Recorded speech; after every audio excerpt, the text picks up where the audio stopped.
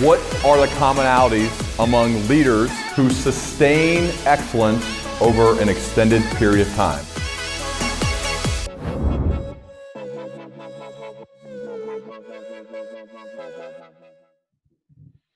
John Mackey, so good to have you here on the Learning Leader Show. Welcome. Thanks, Ryan. It's good to be here.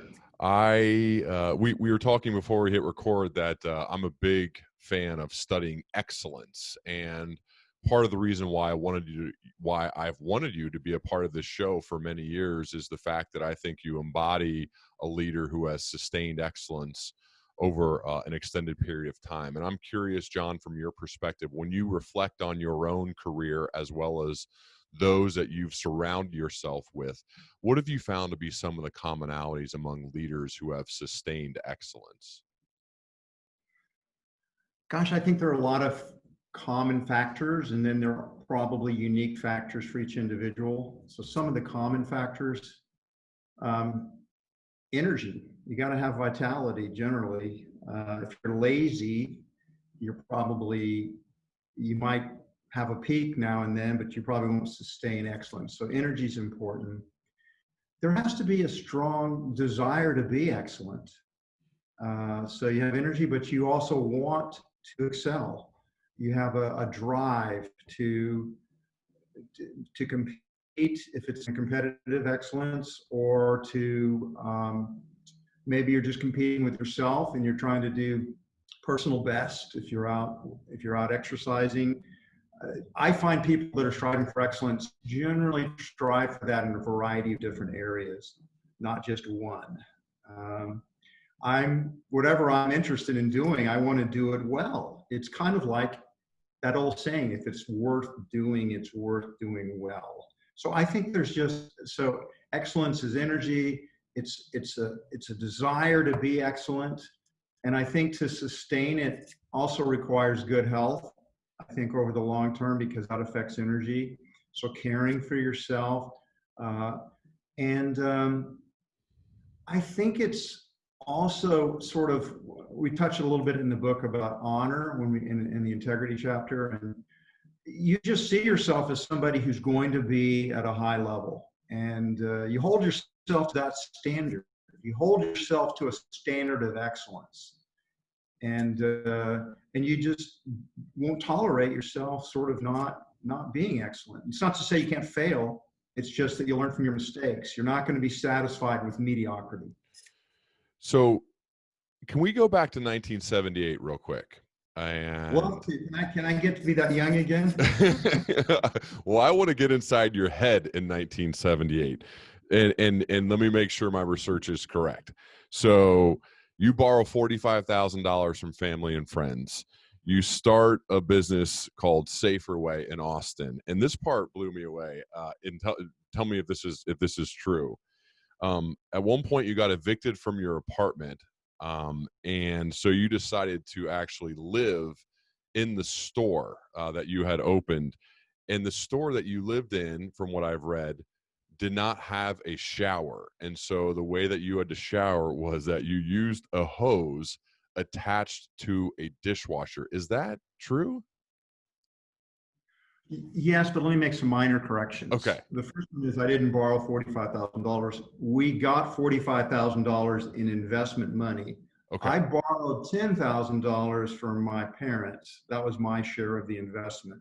The rest was from family and friends that were actually capital investments that they made. Obviously, those turned out to be very good investments over the long term. Those people are probably all doing pretty well right now. Well, the ones that are still alive, yes. Yes. Yeah. Then regarding, I did co-found the company with my girlfriend at that time, Rene, and we were living in a small house that we were using as sort of a warehouse. We would have deliveries go to the house, and we'd stock up all these bulk grains and beans and nuts and seeds and whatnot. And so we come into our house, we only left a little pathway to get through the maze of stuff we had.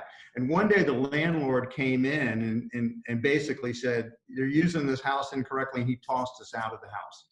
So we didn't have any place to go, so we moved into the store. Now this store, to be clear, was this old Victorian house. And on the first floor, it was a vegetarian store. Rene and I were both vegetarians. And we had a vegetarian store. Then we had a vegetarian cafe on the second floor. And we had a little tiny office on the third floor. And Rene and I moved into the office on the third floor, which had, futon couch. So we just slept on the futon couch. Then we had a dishwasher on the second floor, a Hobart dishwasher, because that's where the cafe was. So dishwashers, oftentimes, they still do, will have a kind of a hose that hangs down that you rinse off the dishes with.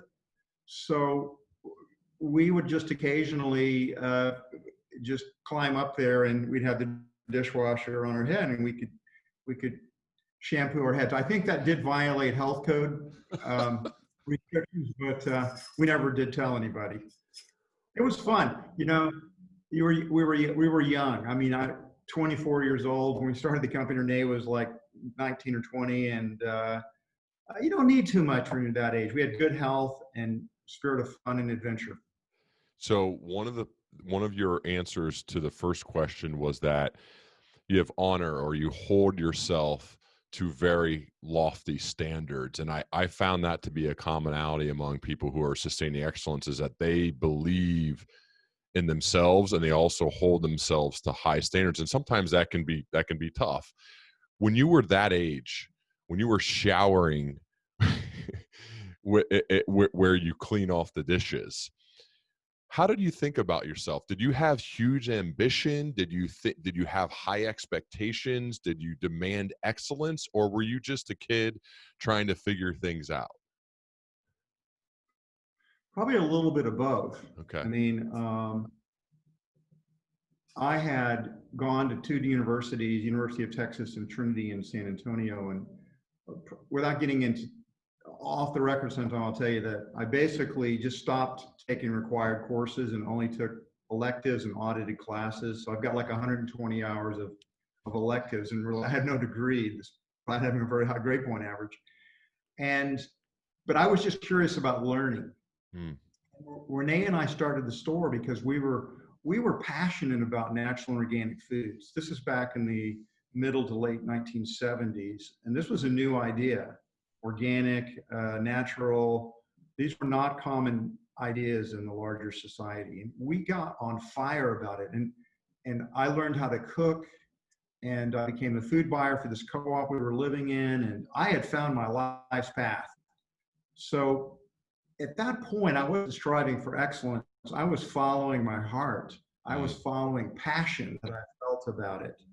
I had excellence in other ways in terms of holding myself to training, running, doing yoga, taking care of myself, in any type of game I participated in. But initially the business was not drawn by excellence motivation, but by passion for the business itself. And that's still true today. I mean, 42 years later, I'm still very passionate about business. You were definitely ahead of your time when it comes to natural, organic food. I mean, way ahead of your time. You're one of the reasons that revolution has happened. Whole Foods is certainly a place that I know my wife is her biggest passion is health and wellness and what we choose to put into our mouths and eat every day. And so that's why I'm a big Whole Foods fan, because we go there whenever possible and try that. What was it like though when you were on that kick? Because now it is mainstream, and partially or primarily probably because of you. What was it like then to now when you compare and contrast to the world of what you were passionate about, and maybe what was it behind or in your mind that made you so passionate about something that really people were not talking about or didn't care about at all at that time, and now they certainly do? Well, two revolutions affected me back then. That when I came of age, that was really when the running revolution began in the United States. Long distance running, jogging, that took hold in the early, middle, late 70s. It was a 1970s phenomenon. And I got into that and started running long distance and marathons. And so I realized that when you exercise, that could really determine, you could feel better. I mean, if I go for a long run, I'd feel fantastic. You go for a 10-mile run and it's like, oh my God, that's such a wonderful high. You feel so great. You get lean, you just feel healthier. It never had occurred to me when I was younger that what you ate, what you put into your body could also affect how you felt. That if you didn't eat well, you could be tired, your skin wouldn't be clear, you could get fat. This was before we had an obesity crisis in America. That came later as processed foods just kind of invaded everywhere. But the whole idea that, so I began all these dietary experiments, honestly. I mean, I became vegetarian, I'm vegan now. I fasted. I went off some foods, intermittent fasted. I juice fasted. I did all kinds of dietary experiments, and they all had the same goal. Was there a way to make myself feel better, to have more energy, to have more vitality, to be more alive, to be simply more alive? Yeah, I was just super passionate about that. And so I found my purpose in life. I didn't realize it when I was 24 years old. When we started up SaferWay, the precursor to Whole Foods, it was just an adventure. And we were just excited about it. And we didn't have any grandiose plans. We didn't go to business school. We weren't going to have, we have like 520 stores at Whole Foods. We weren't planning on anything like that. We were just young and on a big adventure, doing what we were excited to do, following something we were interested in, healthy eating, natural food. And it just sort of grew from there, really, literally. What were some inflection points along the way? Are there specific moments you think back on the course to say, oh, that moment and that moment where the business started becoming a business? It started catching on, it started happening, where the growth was there. Can you recall some of those moments early on and along the way? Absolutely. I mean, after 2 years, Rene and I relocated the store to a bigger location down the street, out of a house into an actual retail building. And we merged with a competitor, a friendly competitor that we really liked. And we decided to do Whole Foods together. We needed each other. We needed their expertise. They'd been in the business longer. We had the location. We had a lot of passion. We co-founded Whole Foods. And that first store was so successful. It became the highest volume natural food store in the United States based on our research within about 6 months of opening. Wow. Unfortunately, 9 months after we opened Whole Foods in 1980, and then in the Memorial Day 1981, Austin went through a 100-year flood. And we were in the 100-year flood plain, and our store was flooded. Rene actually was closing down the store that night, and she swam out of the store. So that was an inflection point, because I thought we were bankrupt. We didn't have flood insurance, right? That's something you have to get from the government. We didn't have it. And that's when I first began to learn about stakeholders, although I didn't have the language for it back then, because Whole Foods should have died. We had a near-death experience, and we were saved by our stakeholders. We were bailed out by, the next day, neighbors and customers came to help us clean up the store. I mean, I didn't know who they were. They weren't working for us. And I kind of recognized them because they were our neighbors. And they didn't want Whole Foods to die. Our team members worked for free. We didn't have the capital to pay them. They worked to get us back on our feet. Our bank loaned us additional money on my signature, which was worthless.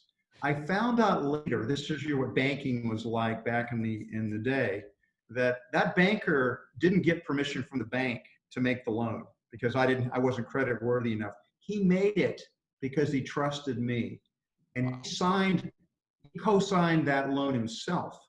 So he didn't ever tell me that. I'd found out about that years later from another banker in passing. Investors stuck in more money. The suppliers fronted this new inventory on credit. Every stakeholder stepped up and saved us. And that also resulted in, so I've always felt like we owed the stakeholders ever since then. I really realized how a business is dependent on all of its interdependent stakeholders.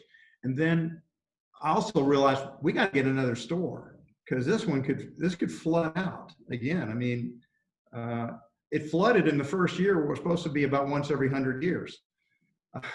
So we got a second store to open 2 years later. And then we did a third store. This one was in Houston, Texas. And then we just started to grow. And we found out growing was fun. So that was an inflection point. The flood was an inflection point. And then finding out how much fun it was to grow new stores. It was kind of a high every time you'd open up a store. Still is a high to open up a new store, actually. They're fun. And there were other inflection points. I mean, obviously, when we took venture capital money in 1992. That was an inflection. I'm sorry, we took venture capital money in 1988. That was an inflection point. And then 1992, once you took the venture capital money in, you knew you had to have an exit for them. Either you sell the business or you take it public. And when we took the venture capital money in, we decided we were going to take this company public.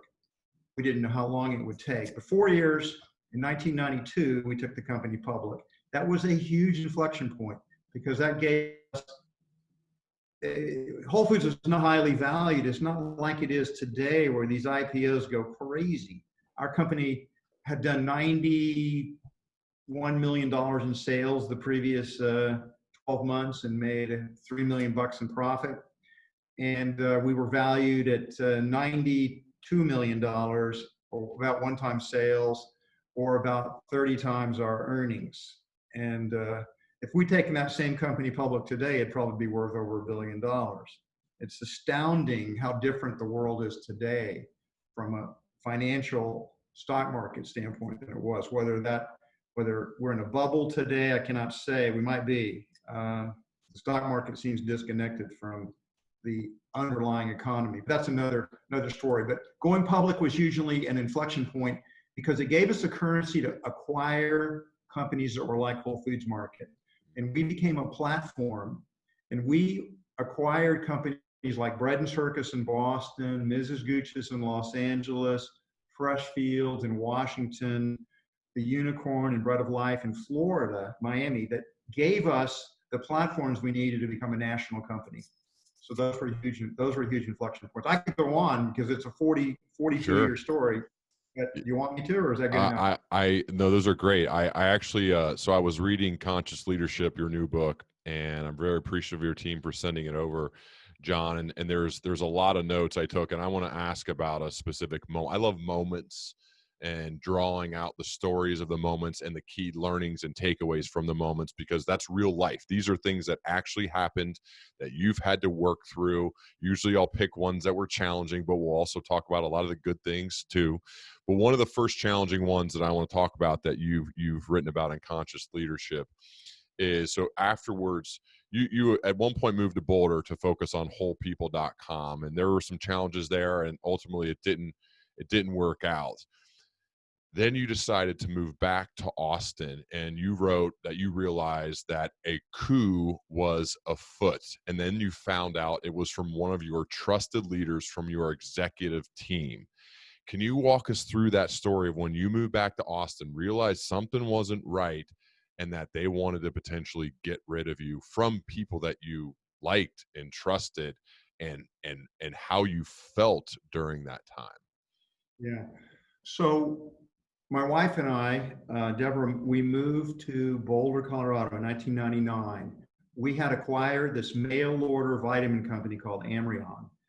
And we thought that would be a platform. This was back when the internet boom was launched, right? Netscape had gone public and Amazon had been created, and there was this huge internet boom. We didn't see any reason why we couldn't be a significant player in that business back in 1999. So we bought Amrion. They already had some online distribution, and we were going to combine that with kind of Whole Foods. And we because our slogan in Whole Foods is Whole Foods, Whole People, Whole Planet. So we named this business wholepeople.com. And we were there, and the long and short of it is there was an internet bubble, and it completely popped. And these whole internet valuations went down into the complete toilet. And we did not have a profitable business. And we had taken venture capital money in for whole people. And we were just burning through cash like crazy because we didn't have enough sales. And I realized the timing was not right for this. We needed to cut our losses, and we sold off what we had, the assets that we had left, and got out of the business, which left a scar on me and made me slow to get back into the internet business. It's kind of ironic that we ended up selling out to Amazon, who at that time was like leading the internet charge back in 1999. We didn't realize, obviously, back then what Amazon would become. Anyway, we moved back to Austin, and I'm going to not name the executive because he's still alive and we've become friends again after many years. What happened, but he worked with a couple of directors, and they decided it was time for me to leave the company. And I was like, I was completely in shock, to be honest, because remember, we started the company, we built the company. I'd hired our executives.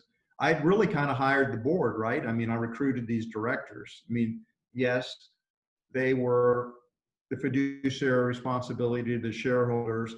And that's one of my big takeaways, by the way, is that at a certain point, the entrepreneur that founds the business has to recognize that he or she is not necessarily in control of that business any longer. So that was one of my lessons, actually. My God, these board members who I recruited can actually fire me and replace me. I mean, that's obvious, but I didn't realize it in my gut that it was actually a real risk until that happened. Fortunately, the coup collapsed because the other directors squashed it. But there was this meeting, and I described in the book, where we met with the board down in Florida. And I guess I did a better job selling the future of Whole Foods to the board than my former executive did in selling the board on his vision of the future. Do you remember what you said in that meeting?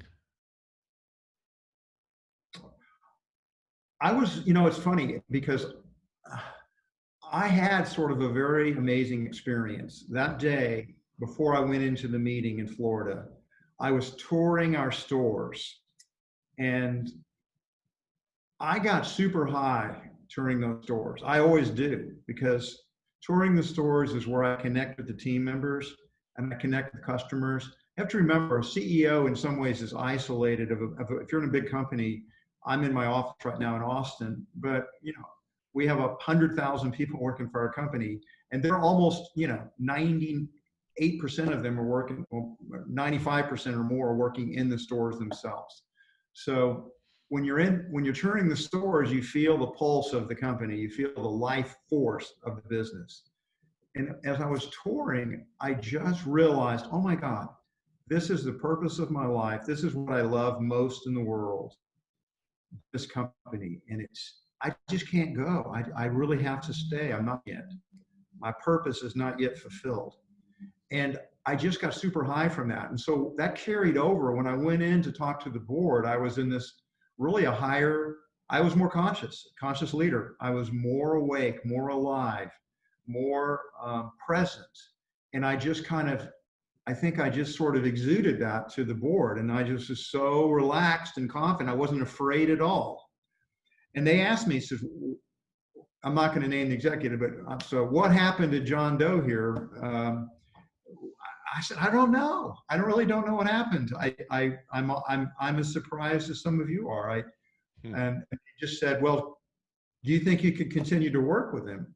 And I said, no, I don't think I could continue to work with him. There's a deep betrayal here because I had trusted him so much and we were good friends, or I thought we were. So the board decided to keep me. I learned so many lessons from that. I learned that how important the board is. And by God, if you're a CEO and you're reporting to a board, that house can fire you unless you have the controlling ownership stake. You need to you need to cultivate that board. You need to develop deeper relationships with your board. And I did that from that point forward. I realized this board is important, and it's important who I couldn't recruit the directors. They had to recruit themselves, but I would always meet with the directors and potential directors, and I'd have certain opinions, and the board would listen to me. So I really worked on those relationships going forward. That was a big takeaway. And then I also realized, hey, your executives, some of them actually want your job, and you got to know who you can trust and who you can't trust. So I became more discerning. I wasn't so naively trusting going forward. And I really, from that point onward, I made sure that the people that I surrounded myself with were people that I absolutely could trust.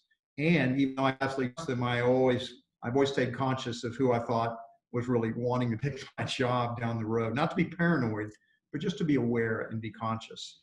So I learned a lot of lessons from it. And I came back determined to be a more conscious leader going forward. I was so happy to have this next opportunity because I thought I might lose it, that I went up to a higher level. I wasn't the same leader after that. I really was a different person. People told me, you seem different. I like this. I like who you are better now than who you used to be. I heard that many times. So you've used the word conscious leader multiple times. It's the title of your book, Conscious Leadership. What does conscious leadership mean to you? How would you define that?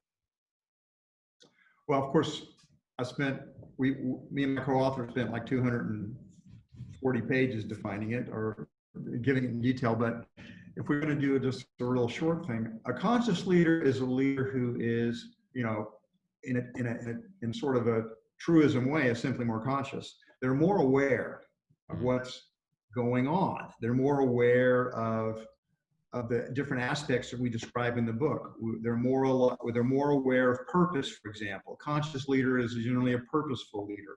They're more aware of love, the importance of love in the organization. They're more conscious of integrity in all things. A conscious leader is a leader with integrity. They're more conscious of the essence of the win-win-win solutions that exist, that are potentially can exist in every situation. And they operate from that framework, not a win-lose framework, but a win-win-win framework. They're more conscious about the long term. Too often businesses focus on the short term. The conscious leader has to pay attention to the short term. You can't ignore it, but you are making decisions. Whole Foods is living in the decisions that we made years ago. So you're making decisions that will pay off for you in the long term. And we live in an incredibly innovative world today. So if your business is not able to innovate and evolve, you're going to get left behind. So a conscious leader is always seeking to create a culture of innovation. Also, because of the nature of the beast and the hyper competition that exists, you have to continually evolve your team, constantly upgrade the team, evolve the team. And the conscious leader is conscious of the people on the team, conscious of coaching them, mentoring them, helping them learn and grow, helping the team. You're no better than your team. That is one of my greatest lessons I've learned in business.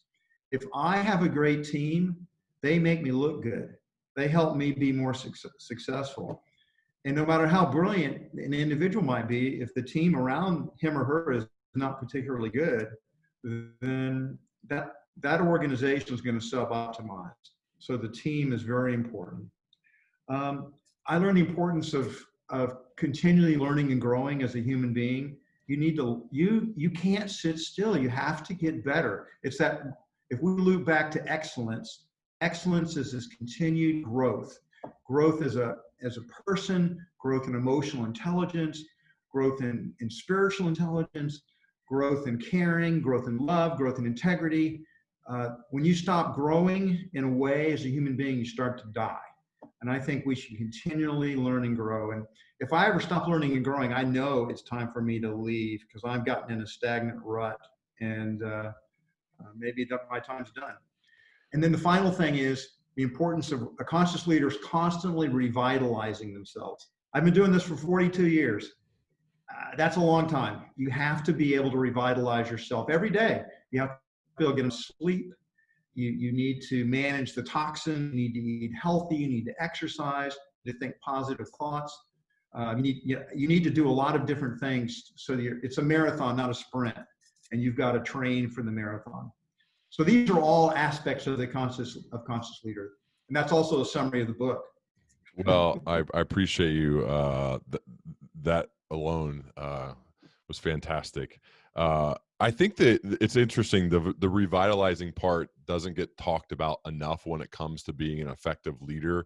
Actually, parts of the book that I wrote got edited out by the publisher because I focused a lot on exercise and what I ate, because I mean, I truly, truly believe the physical aspect of, for me at least, getting up and moving my body early in the morning before my family wakes up, eating healthy.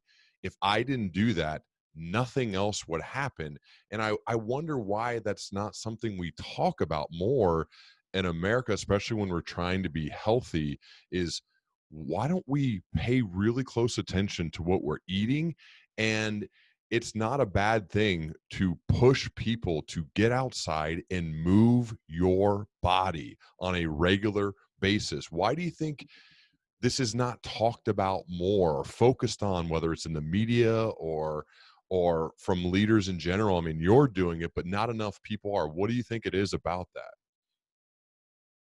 Probably because intellectuals and journalists don't exercise enough. So they're the ones that are mostly writing, right? Yeah. And maybe academics as well. But I think the culture realizes exercise is important.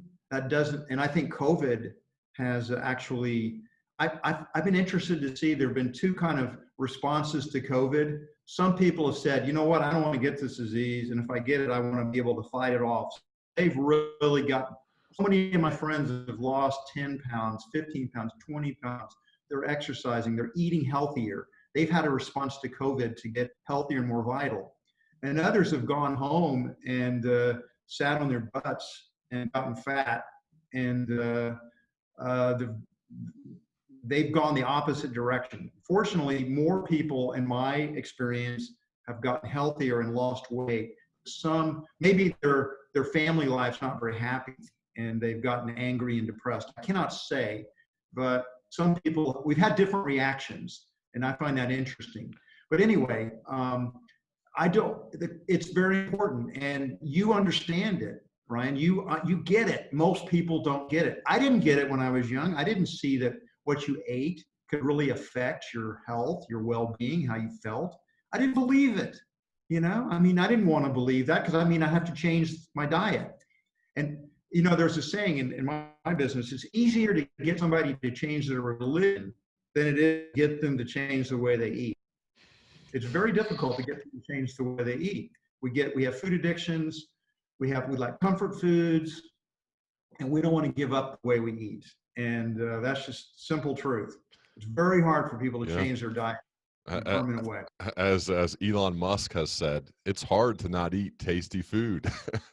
One of the more, and my thing is, let's try to make healthy food tasty. Is the way I would. We're addicted to foods that have, or calorie dense foods, right? Foods that have a lot of fat in them, food that have a lot of sugar in them, and foods that have a lot of salt in them as well. Those are what we get addicted to. But what I've learned is the palate, our taste buds evolve fairly quickly. So whatever you eat, you get used to eating, and then you start enjoying it. So many people, they can't change their diet because they'll be all pleasure will go out of life if they can't eat the foods they like to eat. Life wouldn't be worth living if they can't eat these foods that they're kind of addicted to. But the opposite is true. Your palate evolves fairly rapidly. If you change the way you eat for a month or two, you'll begin to enjoy those new foods. And in fact, you'll begin to enjoy them more than the foods that you gave up. For me, for example, I try to avoid high-fat foods. I don't eat oil, for example. Now for me, when I go back and I try to eat really fatty foods, or foods that have a lot of foods that are fatty with a lot of oil, they take greasy to me. They don't taste good. They kind of sicken me. Foods that are have too much sugar in them, they don't taste good either. They taste too sweet. because I have evolved my palate. I'm used to natural and healthy foods, and I enjoy those foods. So whatever you eat, you get used to. So teach yourself to eat the foods that are really the healthiest foods. There will be no loss in pleasure once you make the transition. You will like those foods better than the unhealthy foods that you're addicted to. That was a huge learning for me. And I tell people that all the time. Most people aren't willing to pay the price for a month or two of transition. Yeah, it's the discipline there. John, I want to shift gears a bit because there's something you mentioned earlier when we were talking about your board and the potential coup, or at least their attempt, or one person's attempt. And there's a lot of people listening that are in mid-level leadership management roles. So they weren't not necessarily identify with being the CEO like you, but they can identify with parts of your role when it comes to what you said. You are what your team is. And so the importance of hiring is so critically high. And so I'm curious, from your perspective, when you're going to make a hire for someone in a leadership position, what are some of the must-have qualities in a candidate for you to bring them on board to be a leader, at least within Whole Foods? That's a good question, Ryan. So the first thing I'm going to say is that at least at Whole Foods, we tend to make, although if somebody's going to report to me, I'll make the final call on that person. Mm-hmm. We tend to do a lot of group interviews. We tend to interview people in groups, because I always say you can generally fool one person, but it's hard to fool the entire group, particularly repeatedly if you do multiple interviews like Whole Foods tends to do. So that's my first tip. Don't rely on your judgment solely, because some people are really good interviewers. They can bullshit you, and but it's really a lot harder to do it to a larger group who will see through them. So what I'm looking for in my people that I hire and promote, in my direct report, so to speak, I mean, it kind of goes without saying, you're looking for intelligent people. If you're going to be executives, then intelligence matters.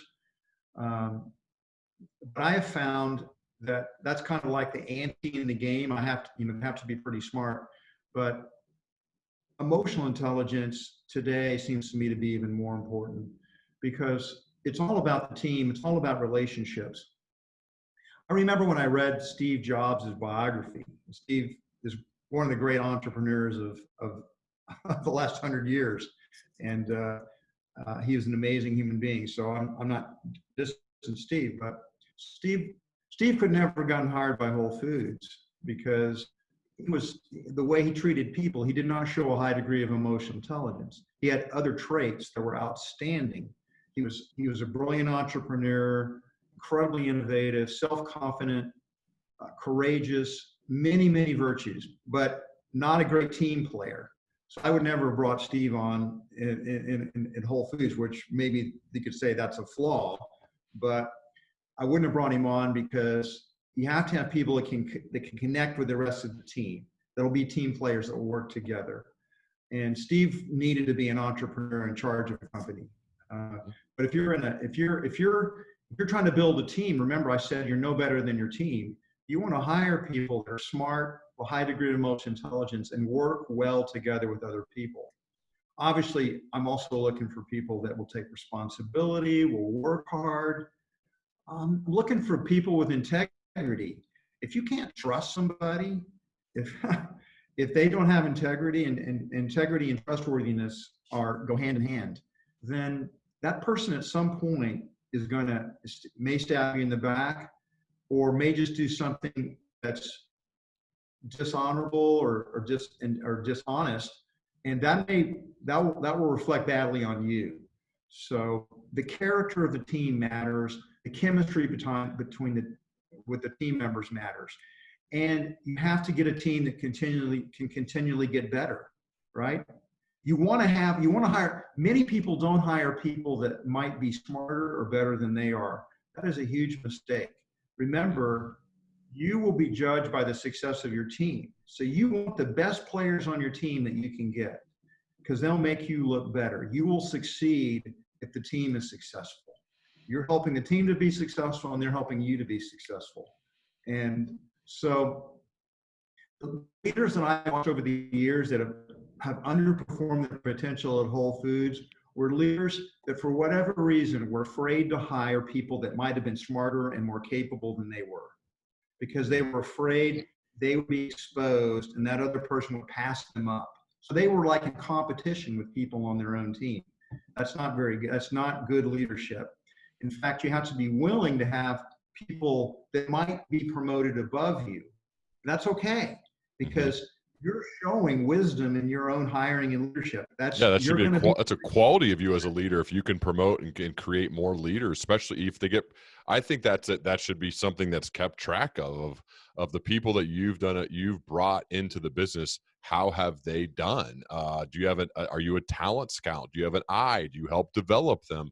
What a great quality in a person on your team. You're going to want them around forever. You're absolutely right. And I do keep track of that. When I'm looking to hire or promote executives at the highest levels at Whole Foods Market, I'm looking at who used to work for you, who did you mentor and train that have risen up in the organization. And if they've got this list of long list of really successful people in the company, it's like you are a good builder of talent and character, and you deserve a higher promotion.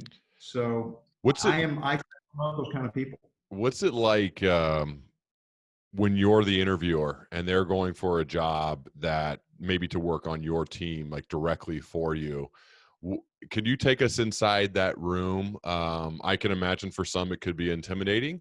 Are there any specific questions that you really like to ask, or is it more conversational? What's it like when someone's interviewing to work directly for John Mackey? Well, most of the people not everyone, but most of the people that in the history of the company that have reported directly to me, I already knew. Okay. I mean, they were already in the company. I'd been able to take their measure, their character, their competence, how hard they work, how smart they were, how they get along with people. I could see that play out. So those are the easy promotions, or easier promotions. It's never easy. The harder ones are when you're feeling like, let's say Whole Foods has to hire a new chief marketing officer because the other one got hired away. And it's like, oh, wow, that doesn't happen very often in Whole Foods, but occasionally does. And we take an inventory of the people inside the company and realize we don't have the talent right now in the company to take that position. We will let a few people interview from inside the company, but the executives talk it over and it's like, I think we need some outside talent coming in here. So in those cases, I won't know the individuals personally. I don't know them. I haven't had a chance to observe their behavior over a number of years. So that's a lot riskier. And so everybody that's going to get to those interviews, there'll be a series of interviews. Who's ever to get into the final interviews with me, they're already super smart. These are very well paid positions. They're very smart. They've got great resumes. They can all do the job. So I'm looking in a lot of ways for cultural fit at that point. Who's going to fit on this team? How are they going to get along with everybody else? So I pay a lot of attention to because my team, the other team members on the team are there too. The other executives are in a part of the interview. So I pay a lot of attention to what they think. Who do you like the best? And then why don't you like her? What's wrong with her? And then, so to the greatest extent possible, I will try to come to a consensus with the rest of the team that reports to me. And the best situation is when the whole team is united around, we're going to pick Beth. Beth's the best. And those decisions are easy. Harder ones are when the team is divided. Mm-hmm. And then in those cases, we'll often have to do another round of interviews because you may not always get to consensus, but it's a lot better if you can. Yeah. And if you can't, at the end of the day, I'll make the call and take responsibility. But I pay a lot of attention to what the rest of the team thinks. In June of 2017, you sold to Amazon for $13.7 billion. And when I when I bring this story full circle from the guy who started a store, got kicked out of his house, was showering where you cleaned plates, to then selling that company years later for 13 billion to Jeff Bezos. There's a lot to talk about there. First, can you, as much as you're allowed, can you talk about what it was like negotiating that deal with either Jeff Bezos directly? I assume a lot of his team was involved for most of it, but I have to imagine you guys talked. What it was like, having those conversations with him, and ultimately why you decided. I know they're investment partners, so they play a role in that decision too, but why you decided to sell and what it was like negotiating with Jeff Bezos and team. So, well, to be clear, I didn't negotiate the deal, and the board negotiated the deal, and I did, and it wasn't negotiated with Jeff. Generally, you want to get in a big negotiation like that, you don't want to have the ultimate decision makers actually doing the negotiating. So our board would have an investment banker that we'd be talking to, the team at Amazon. I was also involved, but I really wanted to make the deal, and the board recognized I wanted to make the deal. So I remember at one point, I was so much advocating for Amazon that they kicked me out of the boardroom. I was on the board, and they said, John, you need to go next door, because you are obviously so biased you want to do this deal so bad that we need you out of the room. So, but I did spend a little bit of time with Jeff in the early part, and to see if there was going to be a good chemistry fit there. But the story, which I do go into in this conscious leadership book, I tell the story. Whole Foods had been. The long and short of it is we had shareholder activists that were trying to take over our company. Jana Partners wanted to throw out our board and replace the management. And they wanted to sell the company off to the highest bidder. And we thought that happened because our stock had run up so high in 2008. We got up to, at one point, we were the most highly valued pure food retailer in the United States. We passed up Kroger and every other public food retailer except for Walmart, and market capitalization. We were trading in a huge multiple of earnings, and we got ahead of it. And then our competitors began to knock off a lot of our products, a lot of our marketing, and started undercutting us in price.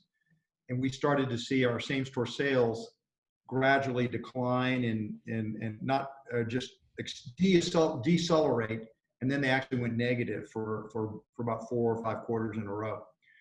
And our stock price fell. And that brought in the shareholder activists who were demanding, we were faced with whether we wanted to fight the shareholder activists in a long drawn out battle. Or I began to ask the question, is there a win-win-win solution for Whole Foods? I didn't think we wanted to be sold off to the highest bidder, because I didn't think we'd end up with a company that had a good chemistry fit with Whole Foods. It was going to be a mission-driven company. I'm not going to publicly throw down on other supermarket companies, so I'm not going to name any names, but we didn't really want to be part of one of those companies. And there were people that were interested. They reached out to us from time to time. We could have taken the company private. That was something we looked at. But if we did that, then we were going to take on massive quantities of debt, to well over $10 billion in debt. We'd be paying interest payments and repaying that debt. Most of our cash flow would be going to that instead of growth for many years to come. We didn't think that was in the best interest of the shareholders of the company. We looked at other alternatives. We contacted Warren Buffett at Berkshire. We thought he might be a good, he's kind of a hands-off kind of owner, and he wasn't interested. And we didn't know what to do. And then I kept asking the question to myself, what's a win-win-win solution? What's a win-win-win solution? And one morning I woke up and I knew the answer. The answer was Amazon. What about Amazon? I woke up one morning back in April of 2017 and said, what about Amazon? And I was like, oh my God, they'd be perfect. They have the technology, they have the online sales. They're rapidly growing. I admire Jeff Bezos. It'd be great to be part of Amazon. I wonder if they'd be interested.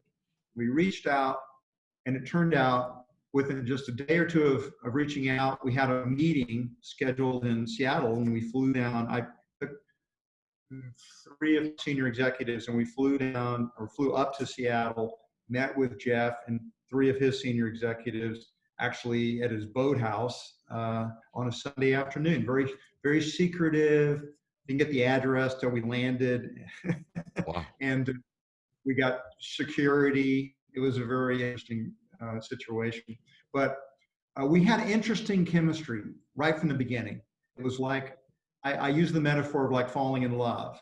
When you meet somebody and you fall in love with them, you'll have what's called the conversation at some point, where you just sort of like click on all cylinders, you stay up all night, you talk, you realize, oh my God, I've never met anybody like this. That's how we felt when we talked to the Amazon guys. It was like, they were so smart and they were so unpretentious, and they were just regular guys.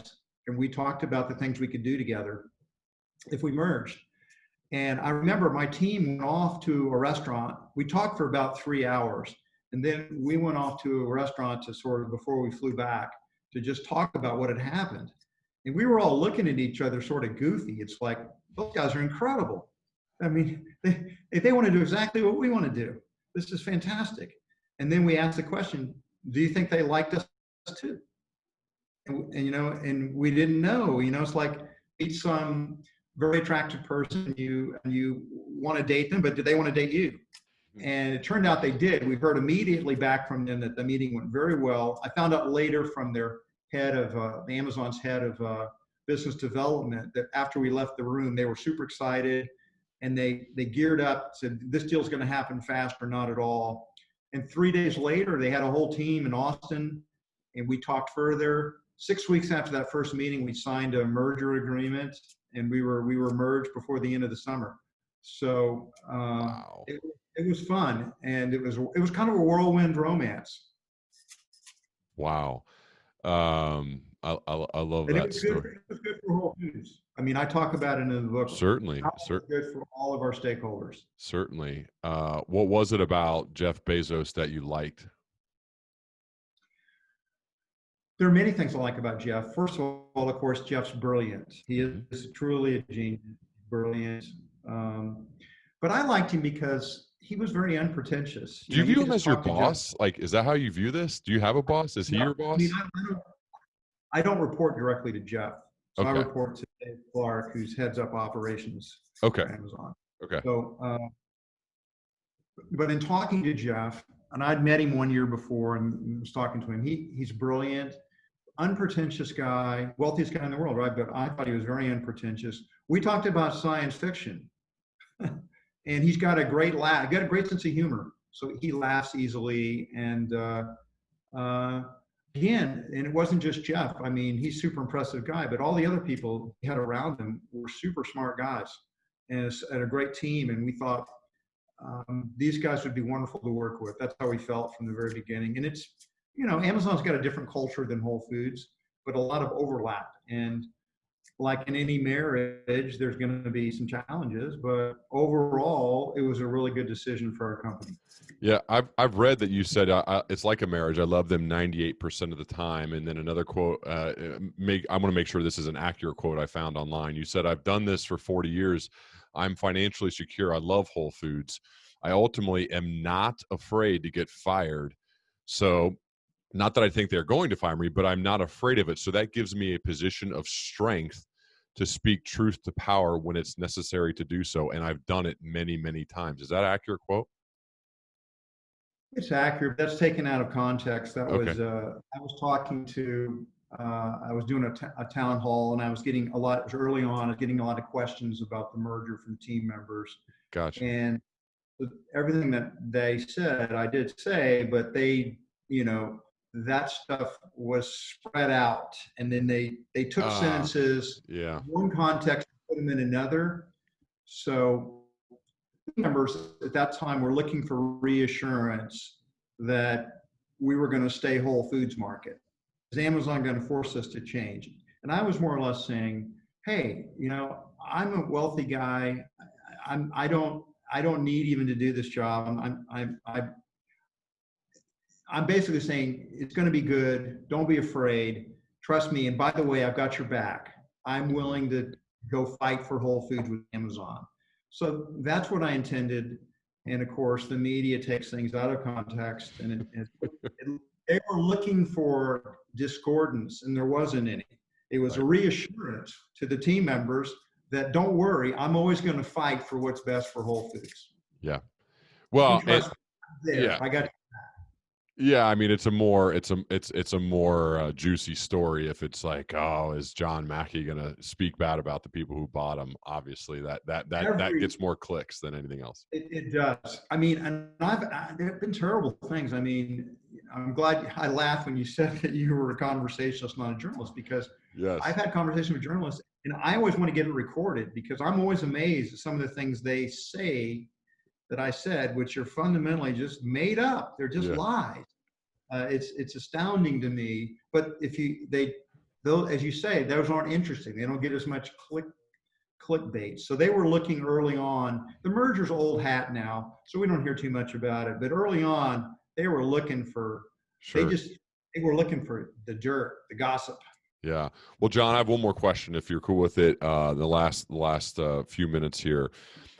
There right now is somebody listening who's 23 years old, graduated college into a weird world right now, but their desire is to make a positive impact on the world, do good, help others, have meaning behind it. And if they came to you, and I'm sure this happens, that people are emailing you and contacting you constantly with questions like this, and they say, what's some general life principles or pieces of life advice that you would have for this person who wants to do good, they want to do well for others, and have meaning just like you've done?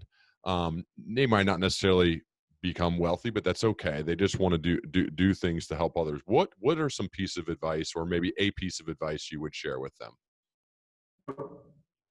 Brian, honestly, the book is coming out September 15th is the answer to that question. Love it. Conscious leadership is the answer to that question. Find your purpose. What's your purpose in life? Find your purpose. Start with purpose, and then lead with love.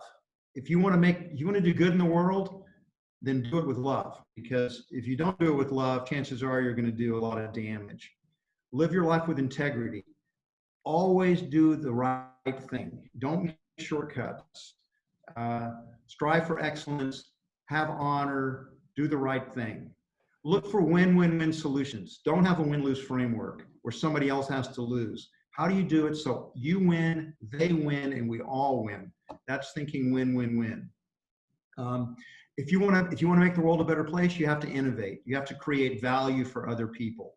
So find ways to create value for other people. Don't just do it over the short term. You have to think long term. Can you create value over the long term? And that'll make a difference. Then you have to take care of yourself. You have to revitalize yourself.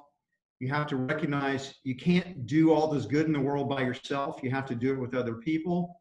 So you got to find the team, build a team, hire a team, promote a team, that you work together to make the world a better place. You will magnify your own effectiveness 10x, 100x, 1000x. You have a really good team that you're working with.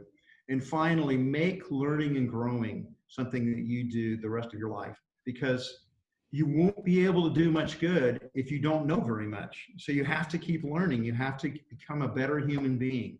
And you should devote your life to becoming a better human being.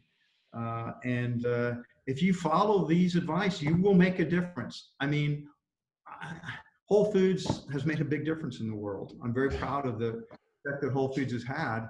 And we didn't know that when we started out. I started the company when I was 24, just 1 year older than the person asking that question. I didn't know what we were doing when we started out, but I kept learning and growing, and the company kept learning and growing, and now we've had a huge impact. So life is an adventure. My final word of advice: life is an adventure. Go for it. Follow your heart. Follow your passions. That's how you find your purpose. You won't find your purpose unless you're willing to go for it and do the things you most care about. Purpose lies in your passions, wherever those might be. I love it, John. Thank you so much. My favorite leaders are learning leaders, the ones that are constantly striving to just get a little bit better, know a little bit more each and every day. And you certainly have embodied that for decades. And I'm very grateful for you being here. The book is called Conscious Leadership, Elevating Humanity Through Business.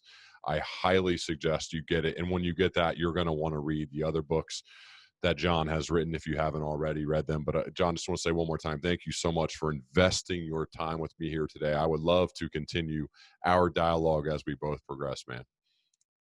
Thanks, Ryan. I look forward to meeting in person someday. It'll be fun. We have a lot in common. I think we'd enjoy getting to know each other a little bit better. I'd love to have lunch at a Whole Foods with you at one point, hopefully when we're allowed to do that. I'd love to do it soon. Without masks someday. I hope so. I'm looking forward to that day. All right. Thanks so much, John. You too. Take care, Ryan. All right. Bye.